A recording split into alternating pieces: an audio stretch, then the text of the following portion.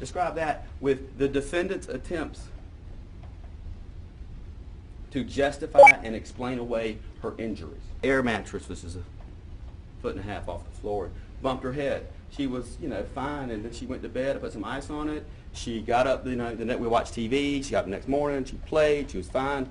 Ate, and she started complaining of being, kind of dizzy. And then I brought her in.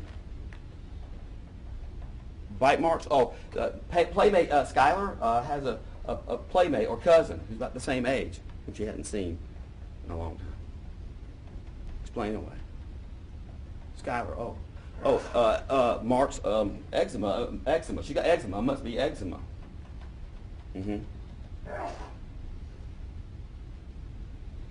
At one point he says, "Oh, she was like that when they left her with." At another point, he's talking to detectives. He acknowledges that, "Oh, I did hit her with a drop cord. And it might have hit her vagina, but it's only once."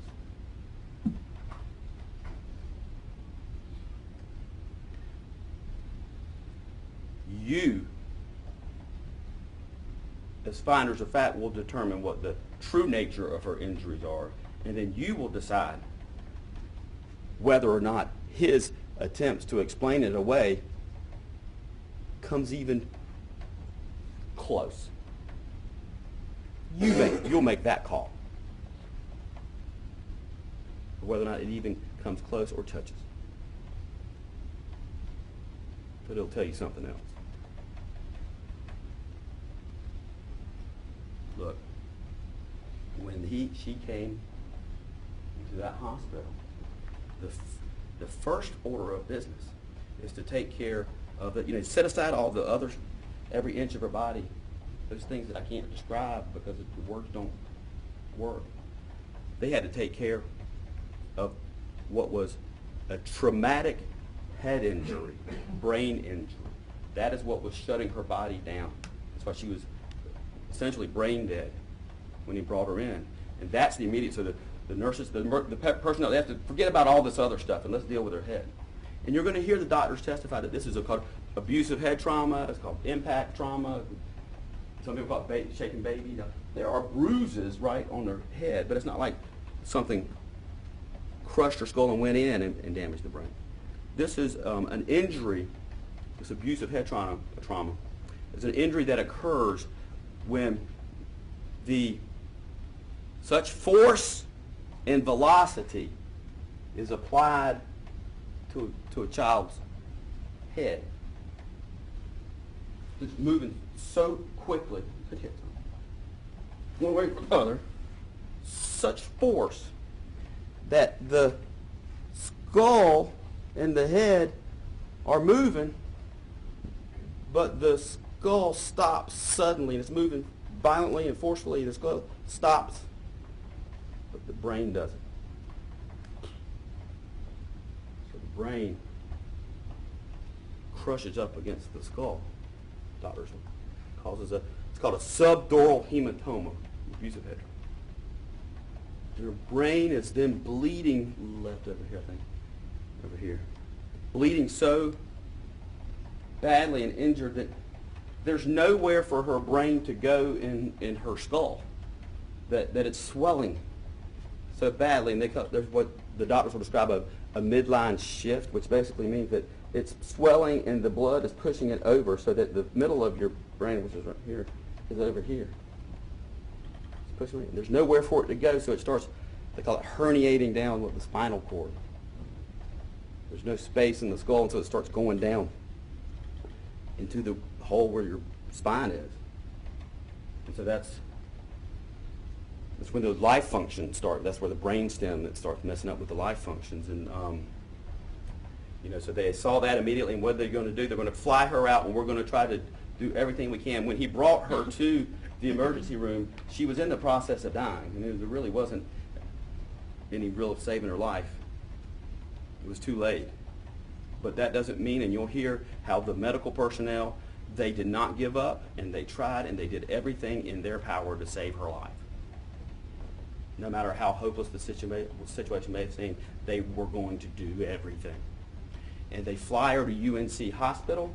In the emergency room there, you'll hear the doctors testify. They're flying her to UNC Hospital. They know it's bad. Right? The hospitals are communicating. They know it's bad. And listen to their reaction in the emergency room, doctor. They didn't know it was that bad. They didn't know about the rest of it. They have to give her a blood transfusion. Her blood count is so low. They whisk her away into surgery, and the surgery that they do to try to attempt to save her life, of course, they're giving her, doing everything that they can. They're breathing for her, doing everything. An attempt to save her life, they have to conduct the surgery, and the surgery involves where the I can't pronounce the medical terminology, but it's basically a neurosurgeon comes in and removes part of the skull and opens up the skull so that the brain has somewhere to go. Craniectomy or something, I think. And they open it up, and the injury is acute, which means it's soon, recent, and blood's everywhere. And they can't, her brain is swollen so bad that they can't close it up again, because her skull won't go back up. She's in the intensive care. They buy her some days. She's totally unconscious. She doesn't know what. Her conscious days are over. Her conscious days were in the shed. So then they're doing that. And then the second order of business is to make sense of all of these other injuries that are defy description. Right? And so you're going to hear the different doctors will testify about how they treated all the different wounds that they saw. Some linear wounds, that some of them like two together, almost Y-shaped, all over the body, and they put medicine on it to, hurry up the healing, to make it heal quicker, to treat her.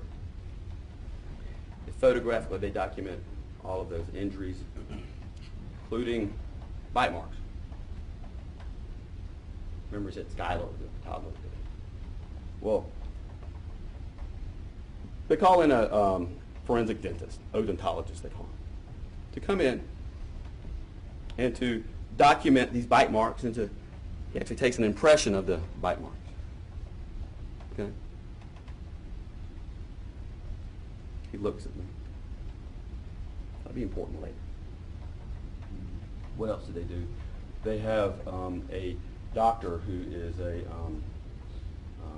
forensic pediatrician, works with the Beacon program as a specialty in child abuse, and they document Dr. Kenya McNeil Trice. She documents, along with the nurses that help her, all of these injuries. And she also goes and documents, she diagnoses them with child abuse, abusive head trauma, torture, sexual abuse. Now, in order for someone to be found guilty of a sex offense, you don't have to prove sexual intent or anything like that. All it requires is penetration of the female sex organ. That's important. Female sex organ. Penetration, however slight, of the female sex organ or the anus. And there's going to be direct evidence, and the female sex organ includes, and I'm sorry, guys, with you'll hear that it includes the labia majora. We're going to have to talk about things that we're just going to have to talk about. The labia majora. Of course, the labia minora goes in, and then you have your hymen. It includes the external female sex organs, the labia majora. That's penetration. That's penetration. And you'll see where there are linear marks that go inside the labia majora and into the labia minora and into vagina. Marks. Linear marks. You'll know later what it is. But also, the injuries not just penetrate the external part, the female sex organ, but it goes further. And her hymen, it's kind of like this, and there's a notch. This is 3 o'clock. There's a notch at the 3 o'clock, and it's torn. Notch at 9 o'clock, it's torn. You'll see it. And it's acute, which means recent. These things heal. In a child, the hymen heals. We rarely find it because the hymen heals within days. Within days. There's bruising all in there and on the perineum, which is the between the her anus and her vagina, you see bruising and marks, and there's a tear in her rectum.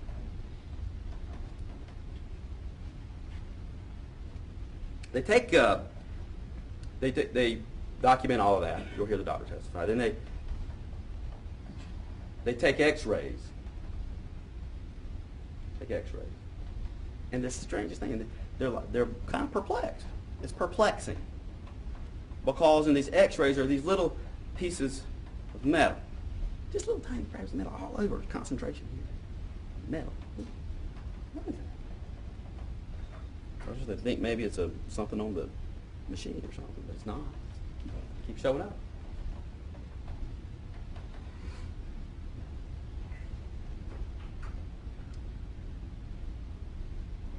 They do everything they can. Oh, the X-rays. Fractures here, here, here. Fractures here, here, here. They do everything that they can to save her life. They never gave up hope.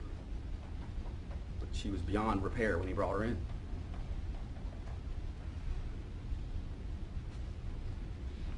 July 19th, 6:35 p.m. of the year 2010. Tegan is pronounced dead at UNC Hospital.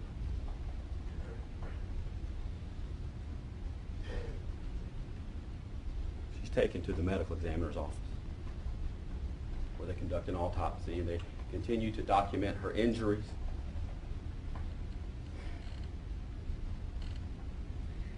And then they see these little metal fragments. Like, huh? So, at the medical examiner's office, not only do they document her injuries, and you'll hear from the medical examiner, she'll talk to you about it, but they document her injuries, and they remove these little pieces of, a couple of these little pieces of metal.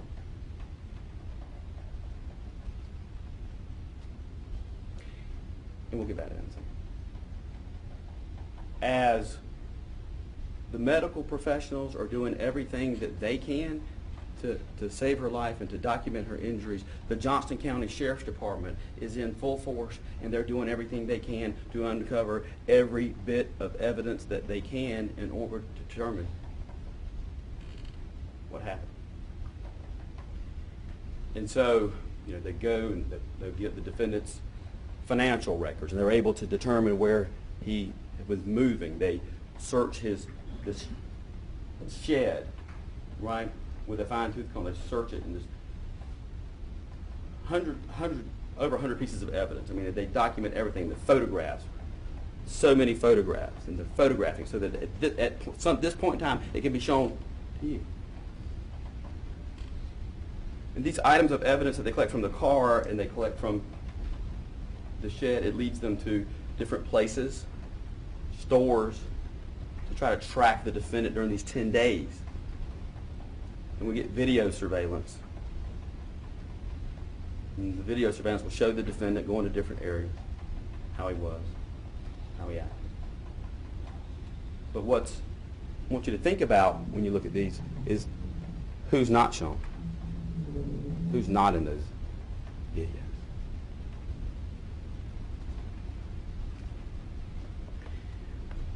All of these items of evidence that are collected are sent to the SBI lab. They look at it. Does it have blood on it? Is it a value? It's sent to the SBI lab where they perform tests to determine if there's blood or anything else on them, and then they take it and send it to somebody else to determine whether or not it's DNA, whose DNA it is. And there are other things that they're examining. And the reason I'm talking to you about this right now is because there's become a point, and maybe early on, maybe in the next couple of days, maybe today, I don't know, when one witness, for example, Charlotte Yergin was her name. She was a CSI worker. Things are going to come to a screeching halt, okay? And introducing so many pieces of evidence will become tedious. And we need your patience. But it's important. There are certain foundations we have to lay, certain rules of evidence. It's not like TV. And so It will take a long time, and your patience is needed because it's important that we get it right and that we do everything that we need to do, and it'll test your patience. It'll be tedious. We're not doing it to waste your time. We're going to take every effort not to. But it's too important not to do it right. It's too important not to look at every piece of evidence. The same thing when it's sent to the SBI lab. It's going to be tedious. These experts will testify what they did with this, and there'll be numbers, the evidence is assigned numbers. And so stay awake. Pay attention because it's important. Because at the end, you're going to find out what they submitted. All these clothes and the cloth and all these things that were submitted and that were found, and you're going to find out whose they were or what type of clothing it is. You're going to find out whether or not there's blood on it and find out whose blood it is on so many items and on the particular items. You know, there are little girls, there's granimals, there's all these little panties and clothes and everything that are for a toddler. And there's some of his clothes. But you'll find out whose blood and whose is on all those things and who's not. And it's important to know whose article of clothing it is. They find also, in the shed, one of the things they document, when the defendant talked about admitting a cord. Well, they find this extension, it's like an extension cord. You know the extension cord has like the, I guess it's positive and negative. It's got like two wires that are connected together with plastic. And well, it's kind of split open like this, like a Y shape, where the plastic has been separated. And the ends of these two wires, well, the plastic has been cut off, so there's exposed copper, exposed wire on both at the end of each wire. Think about the shape of that when you look at some of the shapes on the injuries on this child.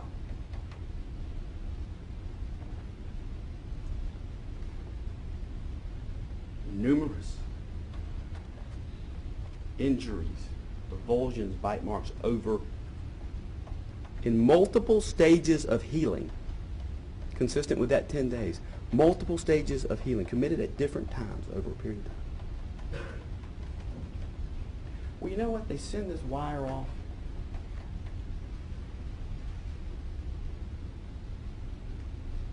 to the SBI lab and they test it. And it gives chemical indications of blood on this wire. Blood on the wire. Test it for DNA and you'll learn whose blood it is.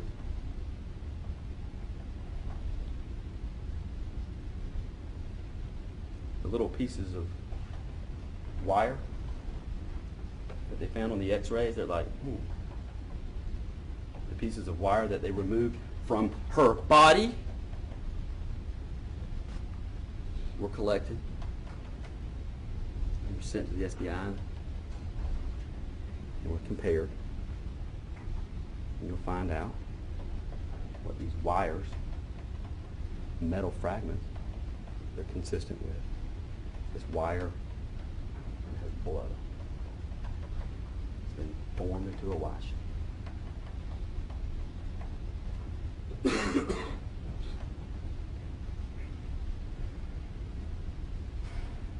Camera was recovered, and you're going to see photographic images that were recovered from this camera inside the shed. Images of the defendant. The images. The time was wrong on the camera. Okay, so you're going to hear testimony about sort of an extrapolation that they were able to take the time that was on the camera because they had the camera, and then the actual time, and they're able to determine when these pictures are taken. You'll hear about that. I think that picture was taken on May 10th, 2002.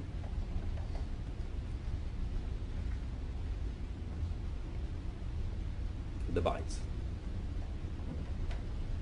You'll hear she wasn't around Skylar anytime soon, which is a boy, by the way, her cousin. But remember this dentist, this forensic odontologist who took pictures and took impressions of the over 63 bite marks all over her body.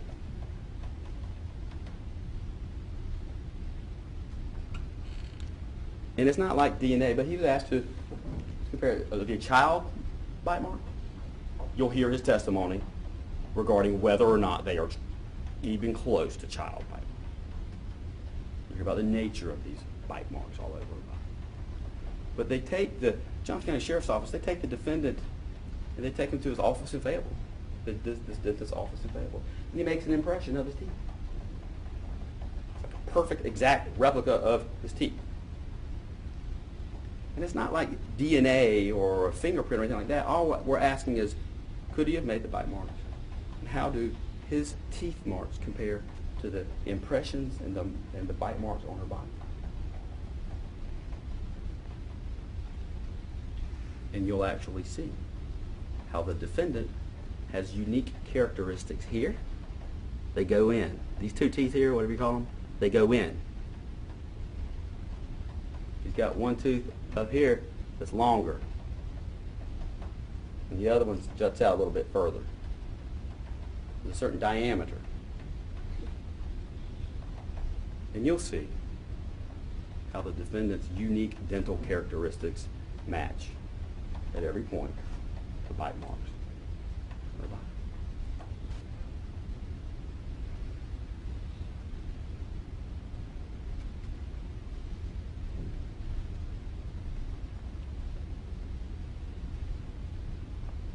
I don't have enough time to tell you what all the evidence is going to show because there's just so much of it. I'm asking for your patience. I'm asking you to remember why we're here. You're going to see this evidence of the aftermath of those 10 days. What he did to her during the consequences of what he did. Her body is a crime scene. It's a crime scene there in the shed. You get a taste of the aftermath of these 10 days. 10 days in which he inflicted upon this child grievous pain and suffering through repeated deliberate acts of sadistic abuse. Not only for discipline, but for sadistic pleasure. You'll only get the aftermath, the consequences, the crime scene from her body, and the shed. You only see the aftermath of those 10 days. Torment, torture, terror inflicted upon this child.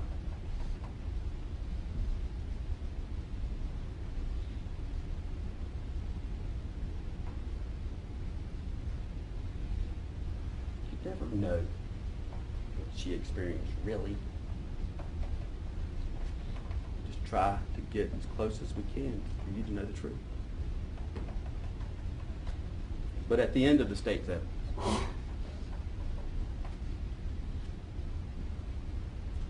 there's a video that was found in the camera in the shed. It's the only video, an image of Tegan Skiba when she was alive as a 4-year-old child. The only one. It's a video. And you'll hear the defendant's voice. And you'll hear her voice. And you'll see her. And you're only going to get just a sliver, just the smallest portion, 30 seconds of the torment, the torture, and the absolute terror that this child went through.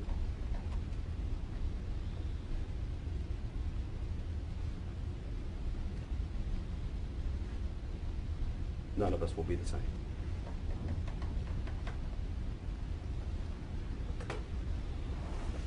That was good. jury will take a morning recess at this time. Please remember and abide by the instructions I've given concerning your conduct during all breaks. During the recess, you're not confined to the jury room. You're certainly free to walk around, step outside if you'd like and get some fresh air. Wear your badges. They not only identify you as jurors, but they serve as your electronic key so that you can have access to the secure areas in the back of the courtroom. Please report back to the jury deliberation room if you have any doubt about where that is. Deputy Crocker here can show you. Please be back in 15 minutes. We'll always go by the clock on the wall here. So it'll be 15 minutes, 11:15. All right, jurors are excused. Everyone else remains seated. And leave your notes in your seats. Thank you.